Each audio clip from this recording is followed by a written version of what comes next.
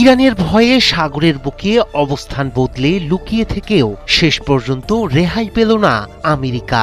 ইরানের বিরুদ্ধে আমেরিকার সামরিক অভিযান অপারেশন এপিক ফিউরিতে অংশ নিতে এসে বিশ্বের সবচেয়ে শক্তিশালী বিমানবাহী রণতরীগুলোর একটি ইউএসএস জেরাল্ড আর ফোর্ড অবস্থান করছে লোহিত সাগরে।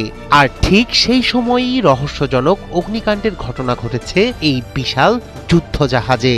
যুক্তরাষ্ট্র বলছে এটি দুর্ঘটনা, কিন্তু ইরানের দাবি একেবারেই ভিন্ন। তাদের আঘাতেই আগুন ধরে গেছে মার্কিন এই রণতরীতে।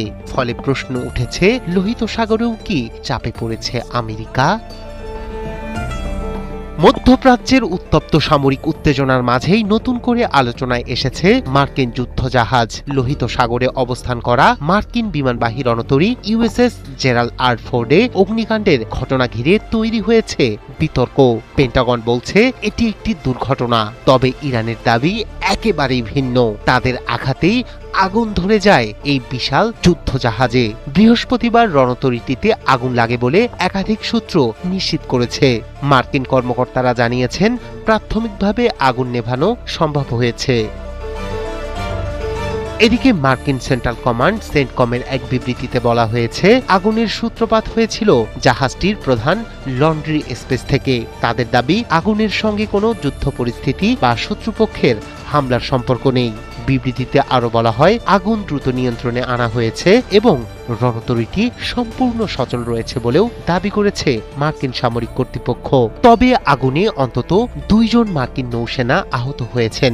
বর্তমানে তাদের অবস্থা স্থিতিশীল। এদিকে ঘটনাটিকে ঘিরে পাল্টা দাবি তুলেছে ইরান।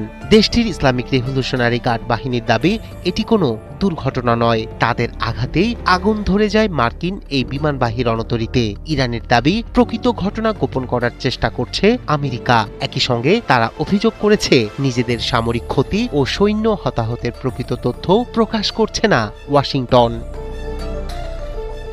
জাহাজ পর্যবেক্ষকদের তথ্য অনুযায়ী বুধবার পর্যন্ত USS Gerald R Ford Saudi আরবের উপকূলের কাছে লোহিত সাগরের উত্তরাঞ্চলে অবস্থান করছিল।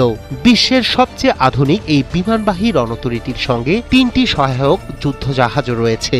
মার্কিন সংবাদ মাধ্যম জানিয়েছে, ইউএসএস জেরাল্ড আর ফোর্ডের প্রায় 650টি টয়লেটের বর্জ্য অপসারণে ব্যবহৃত ভ্যাকুয়াম সিস্টেমে দেখা দিয়েছে ত্রুটি। টানা মোতায়েন, দীর্ঘদিন পরিবার থেকে বিচ্ছিন্ন থাকা এবং তার সঙ্গে টয়লেট ব্যবস্থার অচলাবস্থা, সব মিলিয়ে বিপর্যস্ত হয়ে পড়েছেন জাহাজটিতে থাকা নাবিক ও সেনারা।